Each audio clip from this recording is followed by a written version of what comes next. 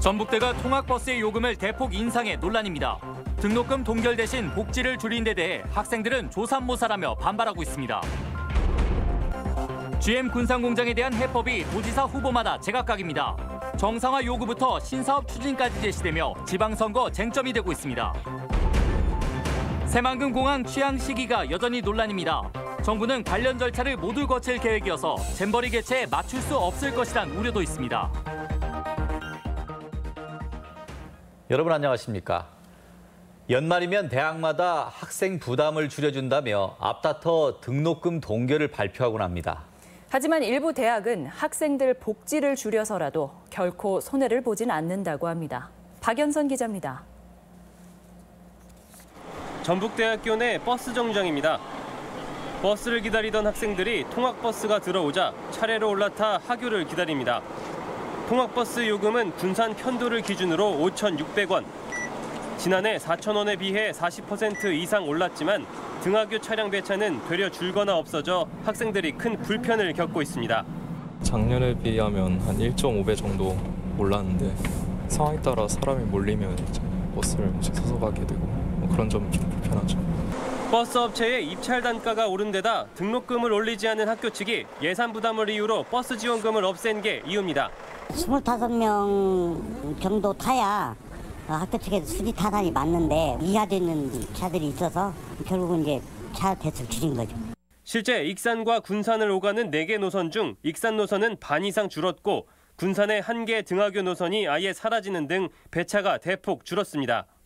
학생들은 시내버스와 시외버스 등을 갈아타며 많게는 2배 이상의 시간이 소요된다고 호소합니다. 1시간이면 올 수 있는데 시외버스는 기다리는 시간이랑 하면 한 1시간 반에서 1시간 40분 정도. 학교 측은 지원금이 갑자기 없어진 것이 아니라 그동안 지급된 예산의 성격이 다르다는 입장입니다. 카드 단말기 등 인프라 구축 비용도 포함됐다는 건데 오롯이 버스 운행만을 위해 예산을 지원하는 것은 형평성에 어긋난다는 입장입니다. 만약 그 노선을 하려고 저희가 어느 정도 비용이 들어간다면 형평성을 좀 따져야 되거든요. 특히 그 버스만 타는 학생들한테 대해서만 지원이 나가는 거기 때문에 학생들 복지를 줄여서라도 손해는 보지 않겠다는 대학의 태도에 학생들의 불만이 커져가고 있습니다. MBC 뉴스 박연선입니다.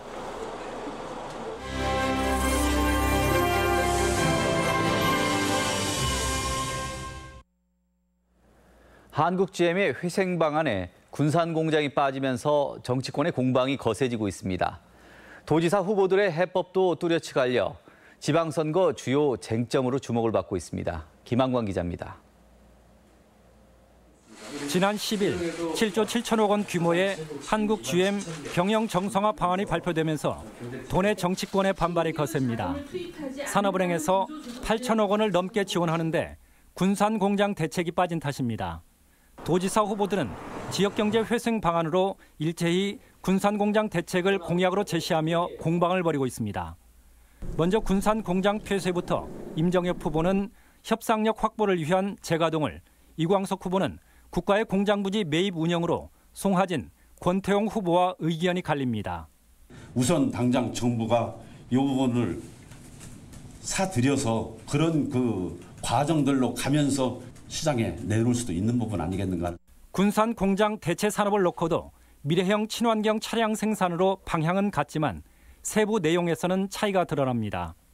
송하진 후보는 전기차와 자율차 주행단지를, 임정엽 후보는 GM 중국 물량 확보와 전기차 생산, 권태용 후보는 산업 전환과 수소 연료 전지차 생산, 유광석 후보는 미래형 전기차 생산을 각각 주장합니다. 전기 상용차 중심의 자율주행차 전진기지 만들어내 데 주력하겠다라는 말씀을 분명히 드렸습니다. 그리고 그 길로 지금 가고 있는 겁니다. 도지사 후보들은 공장 재가동 요구가 정치 공세라거나 여당 후보의 책임이라며 정책 차별화 경쟁도 본격화하고 있습니다.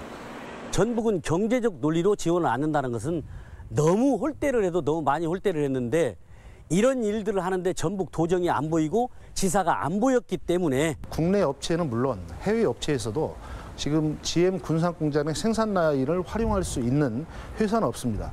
그런 현실을 분명히 파악해야 됩니다. 지난해 현대중공업 군산 조선소에 이은 한국 GM 군산 공장 폐쇄 사태가 지방선거의 핵심 쟁점으로 떠오르면서 유권자들의 선택에 미칠 파장이 벌써부터 주목됩니다. MBC 뉴스 김한과입니다. 지방선거에 출마하는 단체장 후보들의 정책과 대안을 살펴보고 있습니다. 이번 시간은 무주군으로 후보들마다 우수한 자연환경을 소득으로 연결시킬 공약들을 앞다퉈 내놓고 있습니다. 유룡 기자입니다. 구천동 계곡과 덕유산 리조트, 태권도원까지 무궁무진한 관광자원. 하지만 무주는 인프라가 낡아 다시 오지 않는 관광지로 전락하고 있다는 불안감이 높습니다. 관광 기업 도시가 무산됨에 따라서 많은 상실감을 이렇게 갖고 있습니다. 오래됐기 때문에 노후화로 그런 것이 상당히 걱정이 많이 됩니다. 도의원 출신으로 군수에 도전하는 백경태 후보는 무주 태권도원을 활용할 특단의 대책을 제시했습니다. 남북 화해 분위기를 10분 활용해 이미 북한 시범단 방문으로 태권도 교류를 실현한 태권도원을 남과 북의 문화예술관광 거점으로 육성한다는 계획입니다. 미리미리 준비한다고 하면 무주가 미술이라든가 문화예술 교류 또 체육 쪽, 태권도 쪽으로도 선도적으로 북한과 무주가 좋은 관계를 유지할 수 있다고 생각을 합니다. 구천동 농협 조합장 출신의 황인홍 후보는 국기원 유치를 일성으로 내세웠습니다. 반쪽짜리 태권도원을 완성하고 유단자 은퇴마을을 조성해 전 세계의 태권도인의 고향으로 무주를 확고히 한다는 계획입니다. 태권도에 하벌이 있으면 뭐합니까? 오지 않는 건 의미가 없습니다. 앞으로 무주는 국기원을 유치해서 태권도를 같이 위린해서 풀어갈 수 있다고 하면 세계적인 관광지를 만들 수가 있다고 생각합니다. 이 밖에도 백 후보는 구천동 33경에 트레킹 코스를 만들고 무주대구 고속도로를 건설하는 한편 전북개발공사에 태권도원 민자지구 투자를 약속했고, 황 후보는 대전, 대구 등 주변 대도시에 특산물 직판장을 설치해 농산물을 제값받고 관광객 유치에도 기여한다는 전략입니다. 그저 자연경관만 수려한 곳이 아닌 관광 인프라가 잘 갖추어진 곳으로 무주를 업그레이드시킬 후보가 과연 누구일지 벌써부터 관심이 뜨겁습니다. MBC 뉴스 유룡입니다. 민주당 최고위원회가 정읍시장 경선 결과 인준을 거부해 파장을 예고하고 있습니다. 민주당 최고위원회는 오늘 전북도당 선거관리위원회에서 선출된 이학수 정읍시장 후보의 공천을 배제한 뒤 2위 유진섭과 3위 김석철 후보 간 재경선을 결정했습니다. 재경선은 오는 22일쯤으로 예상되는데 이학수 후보는 선거관리위원회에서까지 무혐의 통보받은 명절 선물 제공 논란을 최고위원회에서 문제 삼은 듯하다며 납득할 수 없다는 입장입니다. 새만금 국제공항은 2023년 세계 잼버리 대회 이전에 완공될지가 관건입니다.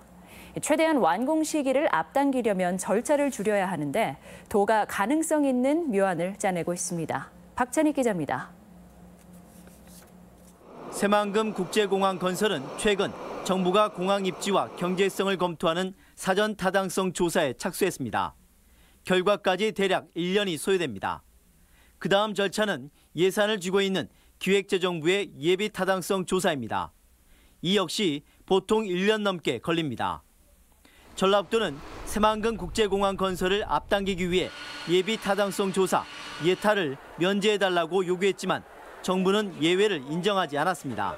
또 경제성만으로만 되는 것도 아니기 때문에 여러 종합적으로 분석을 해보고 나서야 저희가 향후 절차를 진행할지 말지를 결정할 수 있는 부분이고, 전라북도는 예타를 면제할 새로운 근거를 제시했습니다.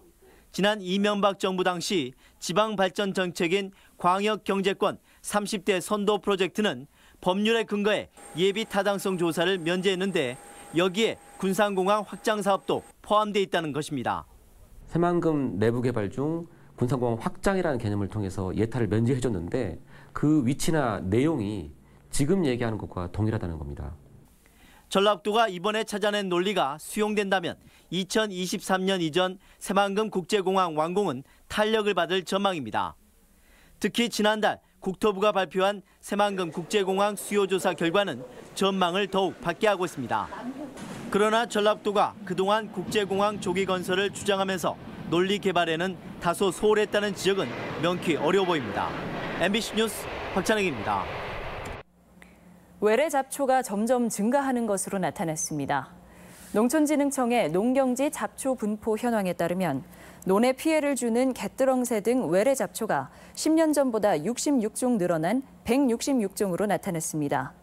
이는 국내 전체 잡초의 30% 가까이 차지하는 수치로 농진청은 악성 잡초의 생리 상태를 연구해 방제법을 순차적으로 보급한다는 계획입니다. 하수관 공사 현장에서 인부가 매몰돼 숨졌습니다. 땅 파기 작업으로 집안이 약해진 것이 사고 원인으로 추정됩니다. 한범수 기자입니다. 구조대원들이 구덩이 속으로 들어가 매몰된 인부를 찾고 있습니다. 1시간 반 만에 토사물에 깔려있던 58살 박모 씨는 주검으로 발견됩니다. 하수관을 매립하기 위해 땅을 파던 도중 옆에 있는 주차장 외벽이 무너지는 바람에 깔린 겁니다. 땅 속에서 작업을 하던 박 씨는 갑작스레 쏟아져 내린 콘크리트 더미를 피하지 못하고 변을 당했습니다. 박 씨는 붕괴에 대비해 안전시설물을 설치하고 있었는데 예상치 못한 돌발 상황에 정작 자신은 몸을 피할 수 없었습니다. 그쪽은 보수공사를 안 했지. 보수공사할 필요가 없어 지금. 공사를 발주한 전주 씨는 터파기 작업으로 집안이 약해져 사고가 난 것으로 보고 있습니다. 앞에서 이제 살펴줘야 되거든요. 버켓이 잘못하면 가스관 건드리면 안 되니까. 그러던 와중에 이제. 경찰은 시공업체와 주차장 관리인 등을 상대로 안전규정을 준수했는지 여부를 살펴볼 방침입니다. MBC 뉴스 한범수입니다. 최근 3년간 도내에서 발생한 무면허 교통사고는 700건으로 올해만 해도 80명이 넘는 사상자가 나왔습니다. 경찰은 사고를 낸 운전자 중 20%가 10대 청소년이었다며 방문 교육을 통해 무면허 운전을 예방해 나가겠다고 밝혔습니다. 간추린 뉴스입니다. 공공연대 노조는 오늘 농촌진흥청 앞에서 기자회견을 열어 농진청 비정규직 직원 130여 명을 정규직으로 전환해야 한다고 주장했습니다. 노조는 해당 노동자들의 계약을 해지하는 건 비정규직 제로화를 선언한 정부 방침과 어긋난다고 지적했습니다.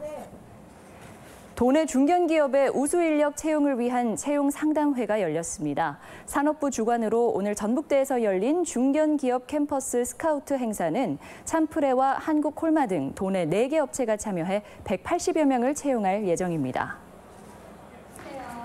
전라북도 서민금융복지센터가 전주 상공회의소 2층에 문을 열었습니다. 센터는 금융 취약계층을 위한 파산 면책, 개인 회생 등 채무 조정과 일자리 지원 같은 맞춤형 서비스를 제공합니다. 남원 유곡리와 두랑리 고분군이 가야 고분군 유네스코 세계유산 등재 대상으로 선정됐습니다. 세계유산 등재 추진위원회는 남원 운봉 고원에 존재했던 가야와 백제, 또 주변의 세력과의 관계를 밝힐 수 있는 유적이라고 밝혔습니다. 간추린 뉴스였습니다. 전주시는 남은 음식 재사용을 줄이기 위해 손님이 주방 내부를 볼 수 있거나 CCTV를 설치해 공개하는 일반 음식점 20곳을 추가로 선정합니다. 전주에는 지난 2011년부터 43곳의 안심 음식점을 운영하고 있으며 다음 달 1일부터 8일간 추가로 접수를 받을 예정입니다. 진드기에 물린 중증 열성 혈소판 감소 증후군 환자가 올해 처음 발생해 야외 활동에 주의가 요구됩니다. 도보건당국은 완주에 사는 78살 노인이 진드기에 물린 흔적이 있고 발열 증상을 보여 지난 11일 검사를 한 결과 열성 혈소판 감소 증후군 양성으로 확진됐다고 밝혔습니다. 2022년 남원에 문을 열 공공의료대학의 성격이 연내 확정될 전망입니다. 보건복지부는 남원 공공의료대를 의대 또는 의학전문대학원으로 설치하는 안을 놓고 기획재정부와 협의해 하반기쯤 확정한다는 방침입니다. 남원 시민사회단체는 의사뿐만 아니라 간호사 등 보건계열을 포함한 의대를 원하고 있어 의사 배출이 빠르다는 이유로 의전원을 바라는 기재부와 충돌이 예상됩니다. 미세먼지 원인으로 지목된 노후 경유차 폐차를 위해 환경당국이 보조금을 지급합니다.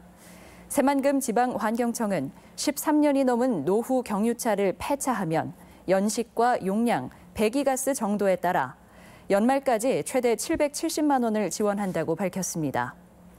환경청은 이번 사업으로 도내 노후 경유차 3,900대가 폐기될 것으로 보고 있습니다. 군산해양경찰서는 취업 비자를 받고도 무허가 어선에 승선해 불법 조업을 벌인 베트남 선원 42살 A씨를 수산업법 위반 등의 혐의로 불구속 입건했습니다. A씨는 지난 2월 군산 앞바다에서 불법 조업을 벌이던 무허가 어선에 취업한 뒤 최근까지 잠수 장비를 이용해 해삼을 채취하는 일을 해온 혐의를 받고 있습니다. 어제 오전 11시쯤 진안군 진안읍에서 86살 박모 씨가 사라졌다는 신고가 접수돼 수색을 벌이고 있습니다. 전북권 뉴스였습니다.